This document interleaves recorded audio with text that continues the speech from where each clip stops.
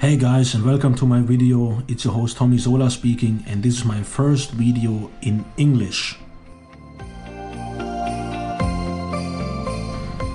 I'm wishing you all around the world a merry, happy and blessed Christmas time, a nice celebration and nice holidays with your friends and family. I prepared a story for you. It's about a blind Christmas elf. I wanted to read this for ages, but now I found the time to manage this. I'm wishing you a lot of fun while listening and enjoy.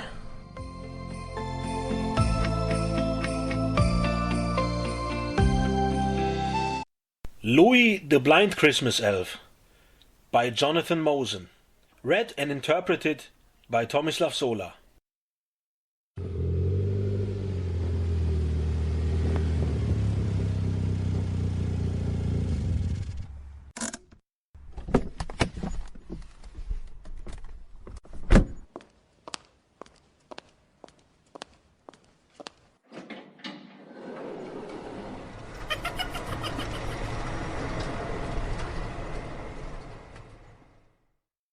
A long, long time ago. So long ago that even your teacher hadn't been born yet. So that makes it a really, really long time ago. A stylish, shiny, elf-driven car pulled into the long driveway at Santa's busy workshop. Out of the car stepped Mrs. Scott, a smartly dressed elf wearing a business suit and black patterned leather high-heeled shoes. They made such a loud clop, clop, clop sound on the cobblestones leading to the gingerbread front door of the workshop that Harold, the chief elf, heard his visitor coming even over the sound of all the toys being made and packed. He met Mrs. Scott at the door of the workshop, greeting her with a wide smile and firm handshake and a laugh that was squeaky and high-pitched. Yet somehow, when you heard it, you could tell it was coming right from his wobbly little tummy. He immediately felt underdressed in the overalls he was wearing while he was helping out on one of the assembly lines.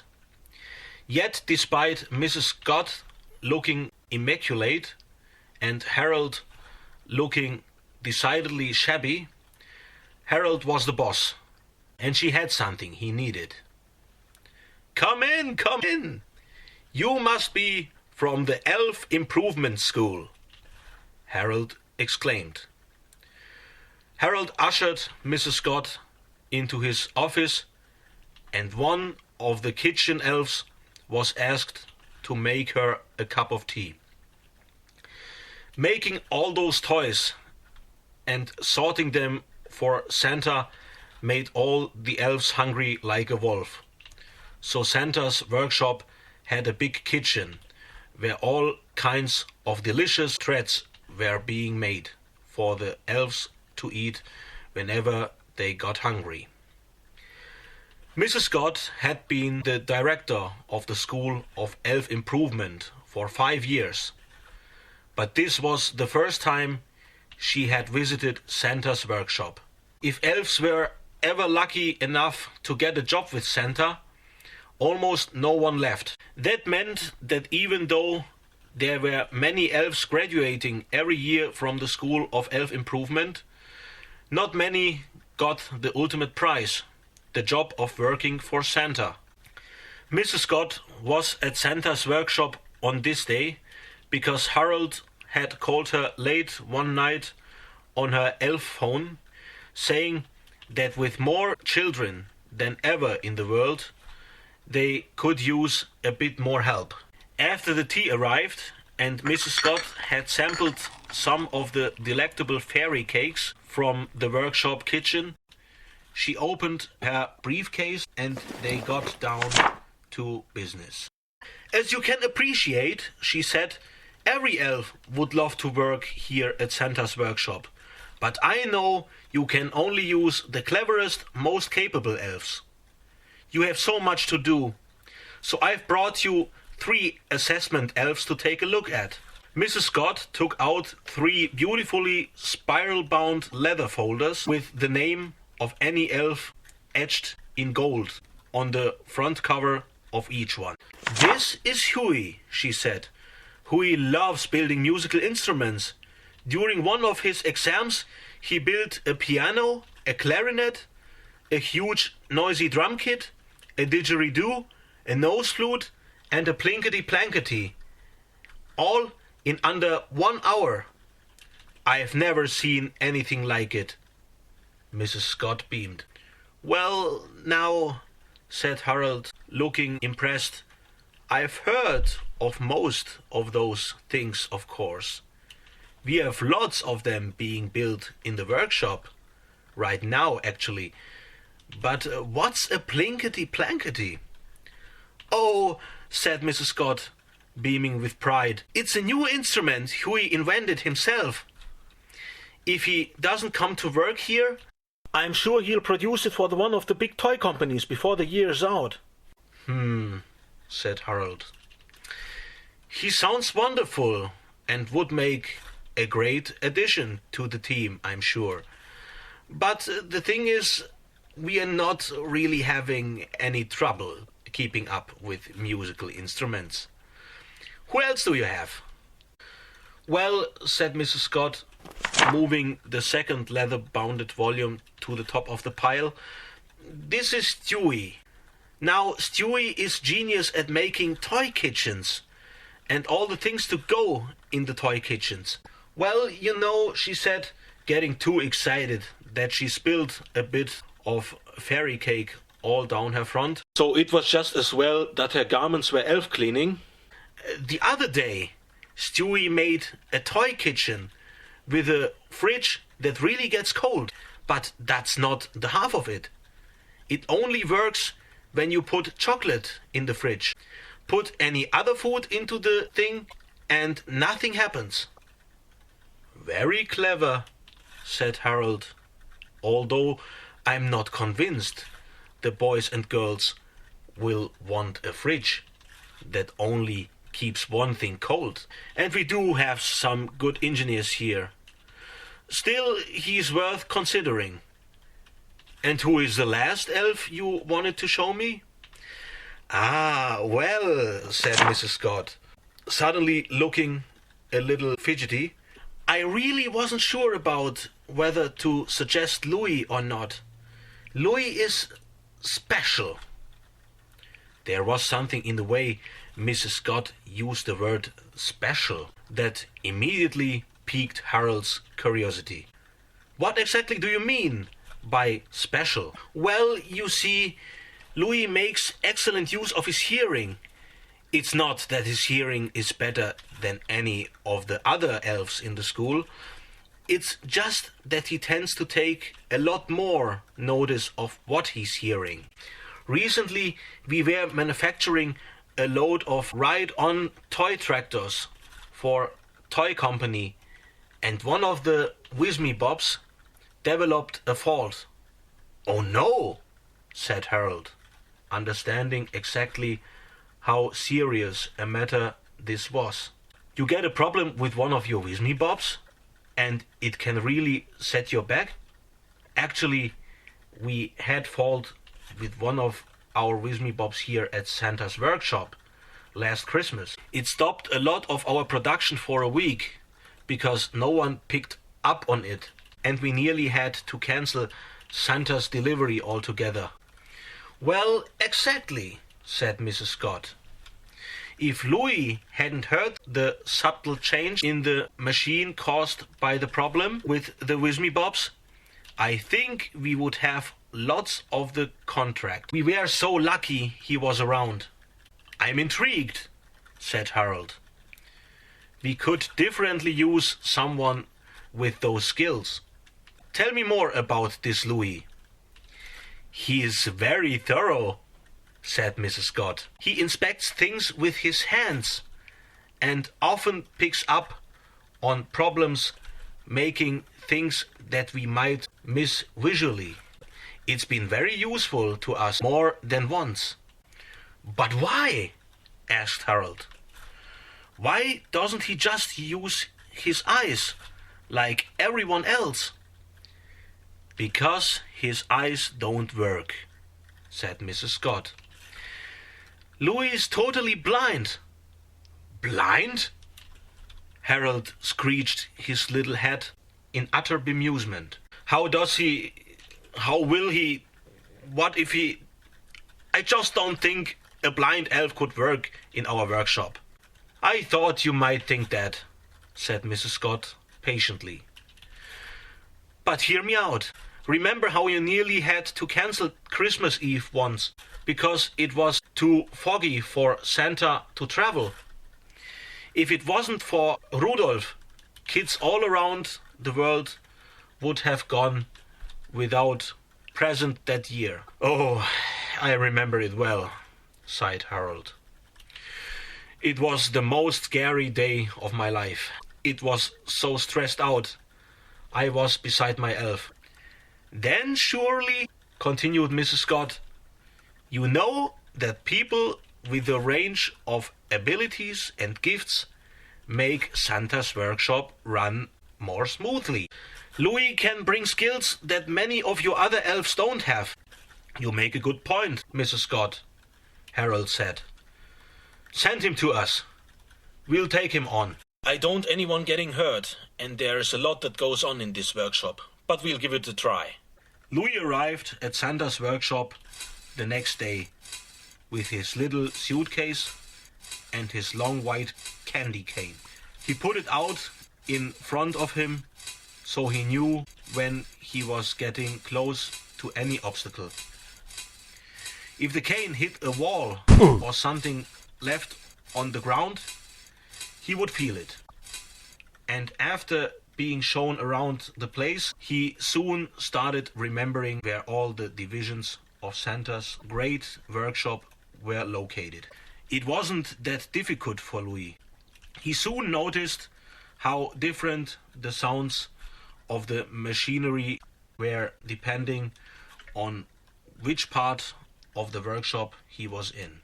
Sometimes his sense of smell helped too, just like his hearing. It was no better than anyone else's. But since he didn't have his sight, he took more notice of what his other senses were telling him. Louis was very excited about meeting Santa, but Harold explained that since Christmas was getting close, Santa was very busy producing, and usually elves just starting out didn't get a chance to meet with the big guy. Louis settled down to work as quickly as he could, but he wasn't happy. He felt that he wasn't being given as much responsibility as he was capable of. Everyone was very nice to him, but they just couldn't imagine how he could do the things that needed to get done if he wasn't able to see. Louis tried to be patient and explain. "Since you've been able to see all your life," he said, "you use your sight. You depend on it for a lot of things, and that makes sense. But I've never been able to see, so I don't know any different. I get by just fine without any sight. I might do things in a different ways sometimes, but I still get the job done in the end." Still, the elves found it hard to give Louis a fair chance. It's not that they meant any harm. They just were scared about him being hurt. Then, one day, a mad panic developed in the mailroom at Santa's workshop. Every day, at precisely 29 o'clock, a small earthquake could be felt, as the mail from all the children who had recently written to Santa got delivered to the workshop. The mail elves had an efficient system of sorting through the mail and making sure that all the requests from the girls and boys got put on Santa's list. At the end of every day, Santa would always check the list twice to be sure all the good children had their requests noted. But today, the male elves had a problem they didn't know how to solve. They had received a group of letters that were nothing like they had ever reached before. The male elves prided themselves on being able to read every single language in the world. But these letters had them stumped. Rather than being written with squirrely characters on the page, these letters felt all bumpy. Hannah, one of the male elves, said the pages remind her of her teenage brother Brad, who was having a major problem with pimples. The pages, she said, looked and felt a bit like Brad's face.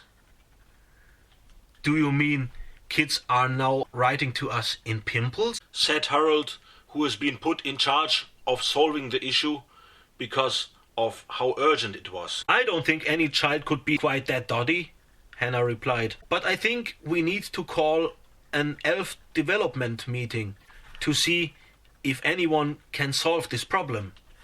Because Santa has made it clear we needed to do whatever it takes to make sure all girls and boys who write to us have their requests read, even if we can't always grant them all." Elf development meetings didn't happen very often too close to Christmas, but this was an emergency. All the elves from around Santa's workshop stopped what they were doing and gathered together at exactly 11 o'clock for the big meeting. "For the first time in our history," Harold announced, "we have received a group of letters from girls and boys that no one of our team can read. Here is a sample." Harold held up a page of the dot-filled writing. Everyone stared, first at the dotty page, then blankly back at Harold. No one had any idea what the writing was or how to read it. "The interesting thing about this writing is," Harold said, "if you touch it, it feels very easy to distinguish by touch, almost if you are supposed to read it with your hands." Louis's little ears pricked up. He couldn't see the sample, but based on the description, he was pretty sure he knew what it was. "May I please feel a page of that writing?" Louis asked. Harold handed Louis a page filled with the dots. Louis took the fingertips of both index fingers and started gently running his fingers across the page. He began to speak. "Dear Santa, my name is Sam. I'm 9 and I can't wait until your visit. For Christmas, I would please like a cool train set, one with plenty of awesome sounds and loud whistles if you can. My sister Amy is 7. She's a pest. So I think you should bring her a frog. Love, Sam." "How did you do that? And more to the point, what is that dotty stuff?" Harold asked. "It's Braille," said Louis. "It's a new way for blind people to read and write. These letters are from blind boys and girls. They're writing to you themselves. You see, Braille lets blind children write to us here at Santa's workshop, just like sighted children can." Suddenly, all the elves started jumping up and down and clapping. "Hooray for Louis! Hooray for Louis!" The elves were happy because, thanks to Louis, they could make sure that all girls and boys, including those who read Braille, could get their presents on Santa's list. Louis spent a lot of time in the mailroom after that, but that wasn't all he did. The elves realized that just because you're blind, it doesn't mean you don't have valuable skills that others may not have. They realized that Louis just did things differently. Not better, just differently. Soon, Louis was also put in charge of Wismy-Bob inspection. The elves used to be worried that Louis would hurt himself because Wismy-Bobs have so many moving parts. But they knew that Louis was careful and capable. More capable at the particular jobs than anyone else. One day, Harold came into the mailroom to find Louis. "The big guy wants to see you, Louis," Harold said. "Santa? See me? Have I done something wrong?" "No idea," Harold said. "I was just asked to bring you to see him." Louis timidly knocked on Santa's office door. "Ho, ho, ho!" came the reply. Louis opened the door and walked into the office, which seemed to be shaking. It turns out Santa was happy to see Louis, and Santa's enormous belly laughter was making the whole office bounce up and down, like a carnival ride. "Ho, ho, ho, ho, ho! I wanted to see you in person, Louis," Santa said, "to thank you so much for your gift." "Gift?" said a puzzled Louis. "Oh, yes," said Santa. "You know, every year I give lots and lots of toys to girls and boys all over the world, and that's wonderful. But your gifts are also very precious. You see, you showed us all here at the workshop that you matter who we are. We all special. We all unique. We can all do something no one else can do. Some of us are good at some things. Some of us are good at others. Some of the elves here thought that just because you couldn't see, you couldn't contribute as much. But they just didn't know better. Now everyone knows you're a very important member of our team. We'd be lost without you. You showed all of us that the best gift we can give each other at Christmas is to love and appreciate everyone around us for who they are." And all these years later, every year, when he is not looking after those pesky Wismy-Bobs, you will find Louis in the mailroom making sure that all the braille letters from blind children all over the world are making it onto Santa's list and being checked twice, which just goes to show there is nothing you can't do as long as you believe in your elf.